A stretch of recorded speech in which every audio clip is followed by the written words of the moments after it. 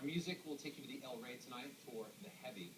And right now, we've set up at Burbank Center Staging for a musical throwdown with underground rapper Guilty Simpson. You're going to hear all about his life, his rhymes, and his beloved hometown of Detroit. Right here and now on Last Call. This is Guilty Simpson. How much is improv at the very beginning of the song when you're in the booth? Do you ever get inspired and just kind of start, almost kind of word spoken? I might lay a main vocal, a couple of ad-lib tracks, maybe a little bit of an action track or a talking track. What's an action track? An action track is this, you might want to, might want to say, ooh, yeah. Yes, sir. Yeah, just a little bit of something, a little cool factor. Right. Peace to the whole scene.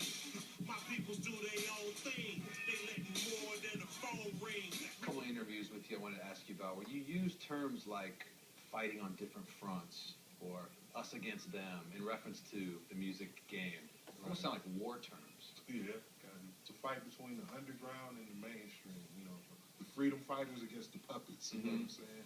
Not to discredit the puppets so much. I like a couple of the puppet songs. I just get tired of hearing, the same thing, same song, Right. same rapper, Right, of course. same producer. I feel free. I can write whatever I want, Nobody has to, tell me what to write. They never have to tell me to, can you make a song more like this song, which isn't even my song, Do no wrong. I can do no wrong. What was your early life like? A couple bumps with trouble, just experience of being young, but, my mother was a single mother. I kind of started to be a rapper when I started, maybe rock bass, It Takes Two. I liked the song so much, I wrote it down, wrote the whole song down. No kidding. I used the music as my outlet, I have another song called Truth Be Told, which is also on the Dice Game album, where, I was trying to find my way in life. At one point, I kind of hit, kind of like a rock bottom of frustration with the music and not really knowing what to do. Did you almost quit? Yeah, a couple times, because I was still looking for instant gratification as opposed to, staying patient, understanding it's a marathon, not a sprint. I used to hustle, bagging up weed, but wasn't smart enough to separate my wants from needs. I was smoking with the crew for fun. When did you first realize of like the drug culture, let's say? In the mid to late 80s, being a teenager and able to really see, my peers be affected by the drug culture, then, going to school with guys that didn't have money and then going to school and have new sneakers. And, I will admit, like I said, being young, I dabbled around and tried to, sell little trees here and there. I just wasn't that good of a hustler. I was a much better rapper. Well, it worked out better for you. Minds at peace, still see the beauty in the hideous streets and true lies, jaded view. What are you talking about here? You still see the beauty in the streets, and it sounds like you're struggling with something. Yeah, that's just like a summary of Detroit. Just felt like Detroit is misunderstood in a lot of ways, You might hear on the news 10 people got killed in the weekend in Detroit, but you never hear the news that no people got killed in the weekend in Detroit. I have like a love affair with a city that's misunderstood. I might have a couple of party records in my catalog, but, most of it is Business. Yeah, business, life, really just represented the city, man. Blue collar, black and blue division. Right. We get our hands dirty a little bit. Right.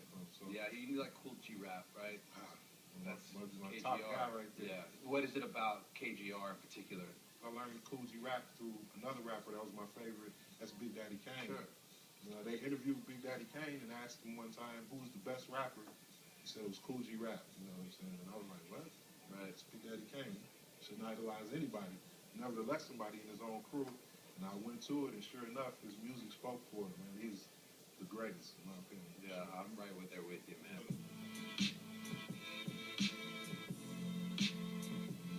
It's called change. Dice Game reminds me of, and this is you maturing as an MC, I think of Jay-Z in 30-something when he says things like, I don't buy the bright watch, I buy the right watch. Right. You know what I mean? Definitely. That's the maturation of, in Jay-Z's case. Yes. What is it for you on Dice Game?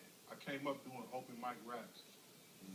Jay Dilla was still, rest in peace, Jay Dilla. He would come to the open mic and, he discovered me, just in the open mic rhyming. When you go to an open mic, nobody wants to hear about your life at the open mic. It's solely, I'm better than this guy, I'll rip your head off. And it was just every song started to sound like a remix of the previous song.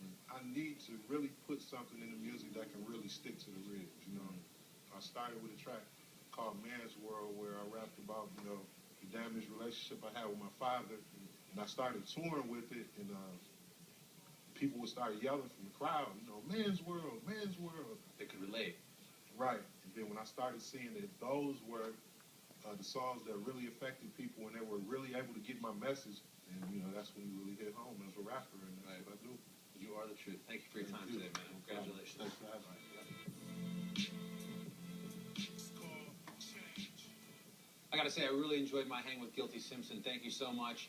His latest release is the Apollo Brown collaboration. Apollo Brown, shout out to you too. It's called Dice Game. It's one of my favorites. Pick it up. When we return, Hitchcock director Sasha Gervasi